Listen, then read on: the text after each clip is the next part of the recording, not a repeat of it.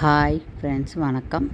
இன்றைக்கி பாலாக்கு கீரை கடைகள் பண்ணலான்னு வச்சுருக்கிறேன். பாலாக்கு கீரைக்கு கொஞ்சம் தண்ணி வச்சுட்டு ஒரு 4-5 சின்ன வெங்காயம், ஒரு 4-5 பூண்டு, ஒரு தக்காளி, ஒரு பச்சை மிளகா, ஒரு ஸ்பூன் சீரகம் போட்டு கொதிக்க வச்சுட்டு அதில் பாலாக்கு எடுத்து போட்டு நல்லா அந்த கீரை வேகட்டும்.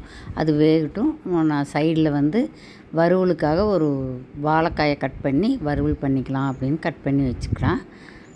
சைட்லேயே அப்படி கீரை இது பண்ணிவிட்டு கொஞ்சம் உப்பு தேவையான அளவு போட்டேன். அது நல்லா வேகட்டும். அது வரைக்கும் நம்ம வாழைக்காய் கட் பண்ணி வச்சுக்கலாம். வாழைக்காய் கட் பண்ணி வச்சாச்சு. கீரை வெந்துருச்சுங்க. அது எடுத்து வச்சாச்சு.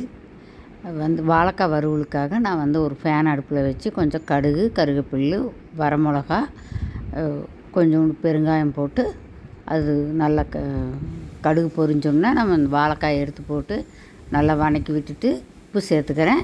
கொஞ்சம் தண்ணி சேர்த்து நல்லா வேக விட்டுறலாம். கொஞ்சம் மஞ்சத்தூளும் மிளகாத்தூளும் சேர்த்துக்கிறேன். நான் அப்படியே மூடி வச்சிட்டோம்னா அது ஒரு 5 நிமிஷத்தில் நல்லா வெந்துடும். இந்த கீரை எடுத்து வச்சுருந்தது ஆறிடுச்சு. அதை சைடில் ஒரு மிக்சியில் போட்டு அடிச்சிட்டு வந்தாச்சு.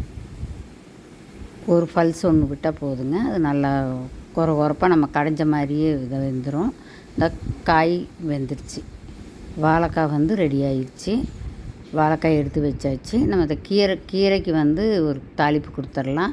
அதுக்கு ஒரு சின்ன வடசட்டி அடுப்பில் வச்சு கொஞ்சம் எண்ணெய் விட்டு கடுகு போட்டு கருவேப்பிலை, வரமிளகா போட்டு நல்லா தாளிச்சிட்டு அந்த கீரையை எடுத்து கொட்டிட்டு ரெடி ஆகிடுச்சிங்க. கீரை எடுத்து வச்சாச்சு. லஞ்சுக்கு பாலாக்கு கீரை கடையல், வாழைக்காய் வறுவல். இந்த பாலாக்கு கீரையில் கொஞ்சம் நெய் விட்டு சாப்பிட்டா ரொம்ப சூப்பராக இருக்குங்க. இந்த வீடியோ பிடிச்சிருந்தா லைக் பண்ணுங்கள், சப்ஸ்கிரைப் பண்ணுங்கள். ரசம் வச்சுருக்கிறேன்.